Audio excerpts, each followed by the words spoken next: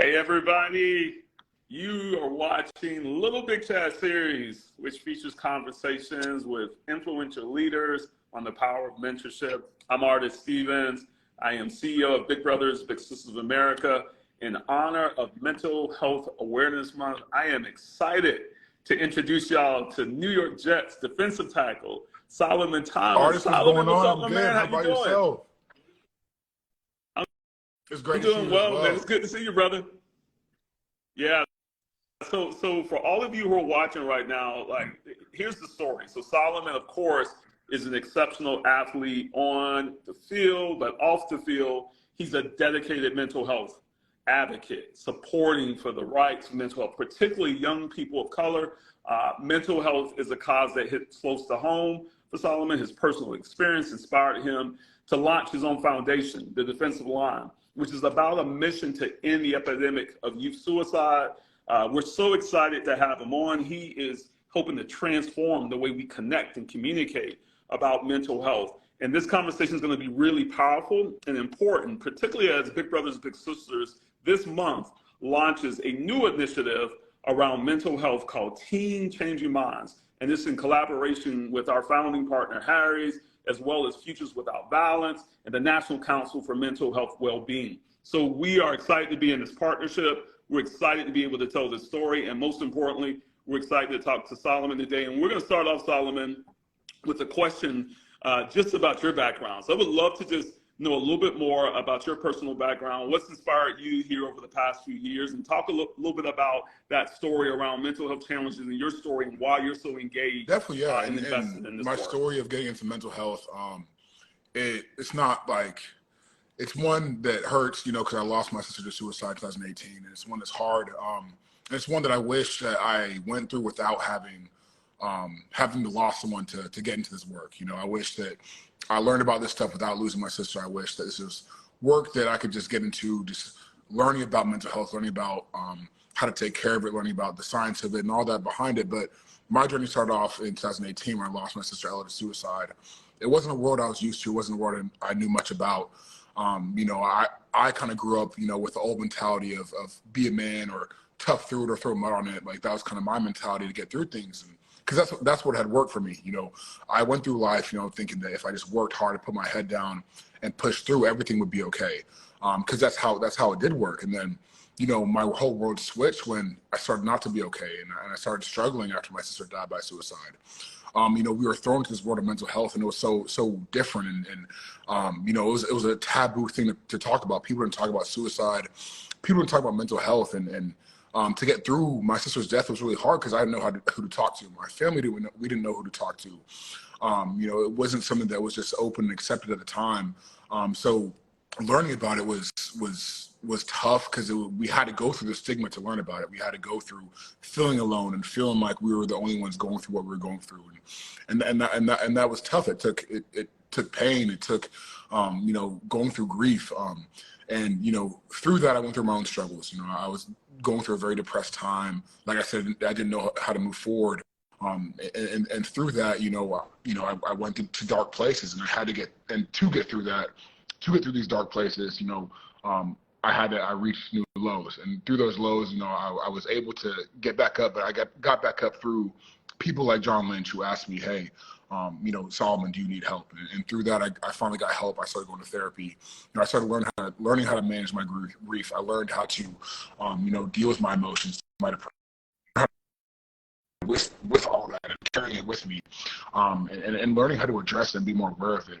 I learned things like it's okay not to be okay. I learned how to get help, and then that getting help is a sign of strength. And through all this, my whole journey of mental health, I've learned how to take care of myself, and how taking care of myself makes me a better human being in all phases of my life.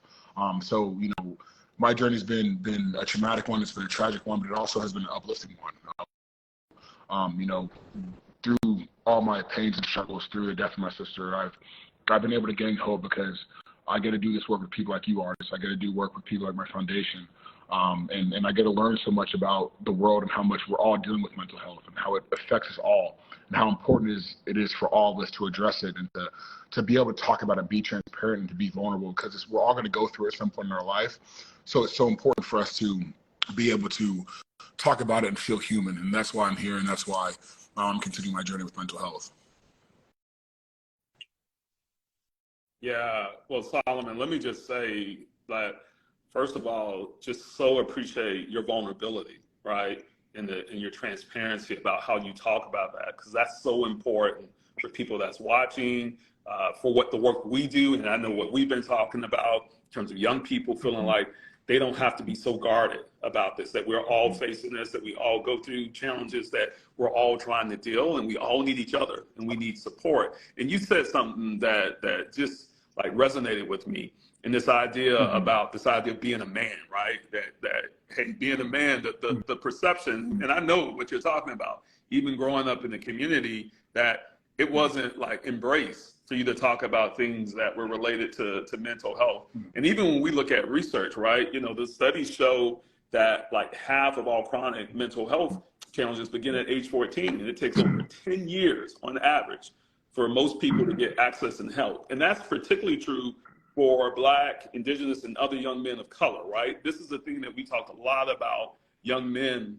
and seeking access and support. And can you talk a little bit about that? Like, why do you feel it's so important for young people, particularly youth of color, boys and young men of color who are facing mental health challenges, to seek help and support? And how do you talk about those types of things when you're in audience? Yeah, definitely, because you know, we talk about how much harder it is for people of youth, the youth of color, to get help, and the statistics are blaring. You know, we're 2 times more likely to die by suicide.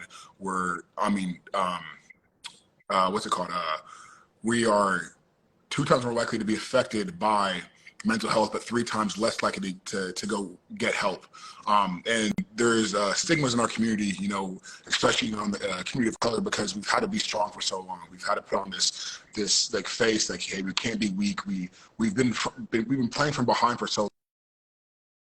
To be strong, we have to push through, and it's hurt us for a while. And we're at a point where we've been for. So that's why it's even more important for us to get help, because we've been struggling for a while, and we've been not getting help and going through things like systemic racism, and going through there's certain challenges every day, whether it's prejudice thoughts or you know, profiling, whatever it is. Those things hurt our mental health. You know, we feel less adequate. We feel like we're not enough, and that those things add up and they hurt us. So it's more important to be able to talk through these things, to understand that, hey, you know, it's okay if we feel like anxious or depressed or hurt from going through these actions, being a youth of color. But it's important for us to get help and to not push through it, but to get help so we can work through it and address it. Because if we just let these things bottle up, and we let this pain bottle up and this anger, and we never talk about it, we get to a point where we're not in control of our emotions, and we let our emotions control us. And when we get to that point, you know, it's hard to make good decisions. It's hard to use our emotions to help us out. So it's very important to understand that help is a sign of strength. Like, you know, when I was at my darkest times, and people would ask me how I'm doing, and I told them that I was doing okay, I was lying to them, and that was easy. But when I finally told people that I was really struggling, that took so much strength for me, but that also lifted me up and brought me to a new place where I believed that I could get help, and I could go to therapy, and I could talk to my friends about how I was doing. And that's when I really felt like I had the support around me, or I had like the belief to push through. Because I didn't feel alone. Like, other people opened up to me and they let me know, hey, they were struggling too. You know, my therapist would teach me how to deal with my emotions. So that's why I believe it's really important for youth of color and youth in general to understand that help is available, and there's nothing wrong with getting help. You know, we're not taught how to deal with our emotions in school. We're not taught how to go through these things. So therapy, you know, these mental health resources they teach us how to deal with our emotions. They teach us how to deal with the everyday life that we're not taught how to. It's like having a life coach. It's like, you know, having someone help you deal with these things that we're never taught how to deal with. Yeah. And, you know, Solomon, you talk about help, right? And that's something that we know at Big Brothers Big Sisters is so important. We believe in the idea of the village, right? It takes a village to help raise young people, to help empower young people, to help all of us, right? To help support any of us, young people, adults, etc. I am curious about, when you talk about help, who's been part of your village, right? Who you look Yeah, I to mean, help support first of all, you? my family's been amazing to me. My parents, we've been through this struggle together. Losing my sister through suicide, and we're both all of us going through our own depression and grief through it. At first, it's something that we through this mental health, and it's something that we didn't talk about much. I was afraid to talk about my sister dying or how sad I was because I thought that I was going to be a burden to my parents, or I thought I was going to bring that pain for them. But once we learned that talking about it and being transparent to each other helped her out, our support system for each other was amazing. Going to my mom, letting her know that, hey, I'm having these feelings and missing Ella. Or talking to my dad about just, how my day is going and how, I wish Ella was here. And just that support system we had for each other through the hardest times in our life. And now we have this relationship and this support system for each other that we know how to talk about these things with each other. We know how to be there for each other. But, past that, I've been so blessed, with my support system, from teammates reaching out, asking how I'm doing, being there for me, telling me like, hey, your article on ESPN, or, the piece that your parents did, or the piece that your foundation put out really helped me, just things like that every day just keep me going, keep me understanding that, hey, this work is really important, this work is needed, and this work is needed now. And so I'm just so thankful for my parents, for my teammates, for, my foundation, everyone around me who's been supportive of me through this journey, because like you said, it takes a village and we can't do it alone. And we're meant to get help, and we're meant to have people around us who love us and people who we trust. So it's important to find that support system and those safe places for us, so we can vent to someone, or we can be there for someone when we're going through a hard time. And it works both ways, because then if you open up to them and they trust you, they'll open up to you. And if they trust you, then that takes you to a safe place where you can really kind of let your emotions be and go. Yeah. Yeah, and Solomon, when you were talking, you mentioned your foundation, the defensive line, and I talked a little bit about it earlier on when I opened. Tell us a little bit about the foundation, how it's normalizing the conversation around mental Definitely, health yeah. and the So impact it after my has. sister died by suicide, like we were throwing this word of mental health, and we saw how much of an epidemic mental health was in our nation, and we wanted to do something. And so we started the defensive line, where our mission is to end the epidemic of youth suicide, especially for young people of color, by transforming the way we connect and communicate over mental health. And we're doing that by we're going into schools, businesses, sports programs, Fortune 100 companies, and we're making sure that they have an action for mental health, that they can teach their employees how to talk about mental health, their teachers, their coworkers, their student athletes. They, any mentor of youth, any leadership role knows how to address this, so we can have a safe mental health environment and platform. Making sure they know the warning signs, so they can tell if a student is might be going through a hard time, or might need help, or might need to be asked how they're doing. Making sure they understand the resources in their area so they can get help and help those around them. But ultimately, we just want to normalize the conversation, make sure people are aware, make sure people understand that there's ways to talk about mental health, and that there's certain ways to address it, and that there's help out there for each other. Because if we can make sure that everyone is their best self and can feel comfortable talking about their mental health,